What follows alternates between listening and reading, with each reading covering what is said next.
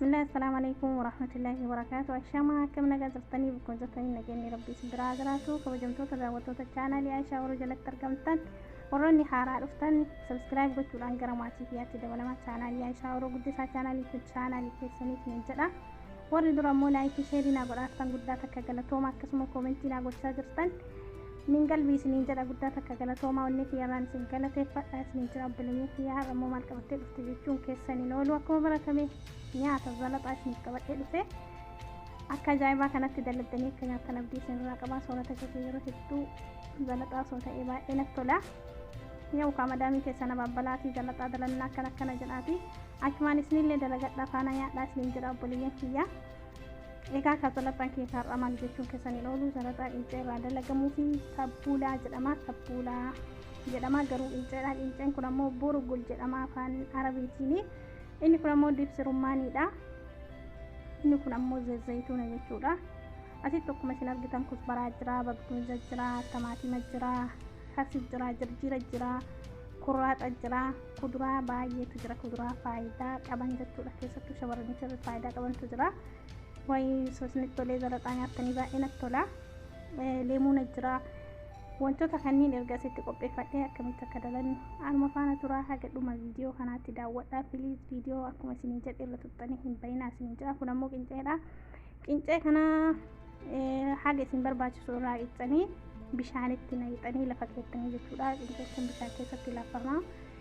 Kanneen immoo hunda isaatu bifa kanaan qopheeffadhee isiniin jira. Isaanii naqadhee kusbaraallee jira. Dibsi rummaanis haga na barbaachisutti dabaladhee jira. Bakka sanitti ammoo leemuun itti dhuunfaa kurraaxallee hojjetti ciree kasiillee hojjetti ciree kiyaarri osoo jiraate itti dabaltanii yoo kiyaara qabaata itti dabalaa. Nama kiyaarri na biratti hin argamuufin keessa hambisee maa keessa hambiste naan hin jedhina.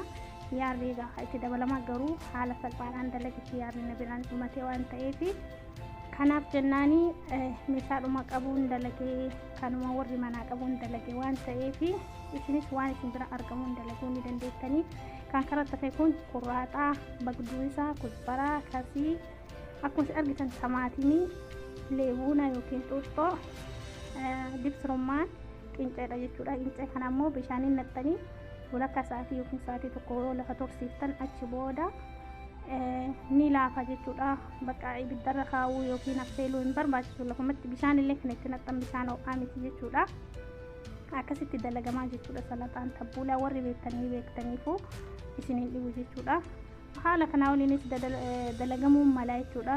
Namoonni hedduun waan baay'ee itti dabalanii hummusa kan itti dabalantu jira. Anam ammoo hummusaa fi kiyaarri maafi jiru na bira keessaa hin hambise. Kanaafuu isinis waanuma isin bira argamurraa haala hasaaba keessanii dalaguu dandeettanii jechuudha. Awwaala irratti kudaara dura kukkutesan jechuudha. Maaliifaa bagduun isaa kusbaraa akkasuma kurraaxa itti dabala jechuudha. Haala kanaanii erga walitti dabalee kasiitti dabalee achi ka'ee tamaatimii itti dabala, achi ka'ee qincee itti dabala jechuudha. Haala kanaan hunda isaatu bakka takkatti walitti dabaltanii jechuudha. Bifa kanaanii qincee kana bitachuu barbaaddan burgul jettanii jechuudha. Burgul jettanii gaafa zalaxaa kana nyaattamu bakka isaa kan barbaachisu maaliif midhaan jechuudha. Inni mataan isaatu kunoo kana fakkaataa haala kanaan xumuree jira. Soogidda itti dabaltanii filfil aswadii qodda barbaree itti dabaltanii isiniin jedha.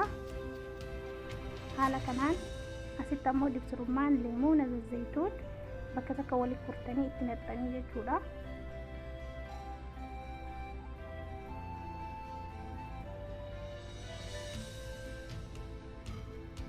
Asitti ammoo maal itti dabaltan seetanii rummaana jechuudha. Dibsi rummaana soosaa isiniif ta'e rummaanni fuula isaa bareechisuuf isiniif ta'a jechuudha.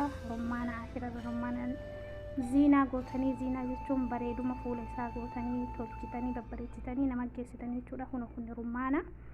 Haala kanaan rummaana qonceessitanii irratti naqxanii isinii galee jedheetiniin yaada.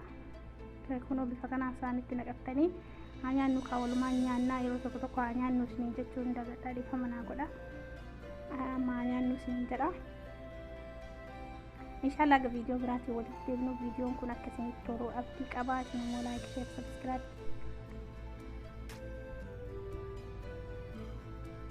kana fakkaata obboleeyyan kiyyaa amma gara isaaniitti dhiyeessuu jira isaanii irratti baafachuu jira jechuudha. Mee wajjumaan laalla. Kun zalaxaan kiyya akka guyyaa har'aa kana fakkaata rummaana yooni barbaadan kophaatti sitti dabalattanii jechuudha. Anammoo yoo kana amma isinumatti argisiisuu malee ganaa kana caalaa seenii yaa biraatitti tolchee jalatti fida. Akkas isiniin jedha kana fakkaata kunoo. Haala kanaan baay'ee mi'aa jechuudha yeroo nyaatamu. Inshaallah ga viidiyoo biraatiin walitti deebinutti turtii gaarii keessanaa turaa isiniin jedha. Viidiyoo kana inshaallah yaada keessan immoo koomentii jalannaa barreessaa. Wanni dogoggorri illee yoo jiraate waan kana sirreessinaan jiraatanii jira obboleeyyan kiyya. Asumaanuu nabiyyi keenya salawwaatu buusuun dagatina. Allahumma salli wa sallim ala sayyidina Muhammad wa ala alihi wa sahbihi ajma'in. Haga viidiyoo biraatiin walitti deebinutti. Assalaamu alaikum wa rahmatullahi wa barakatuh. Bye.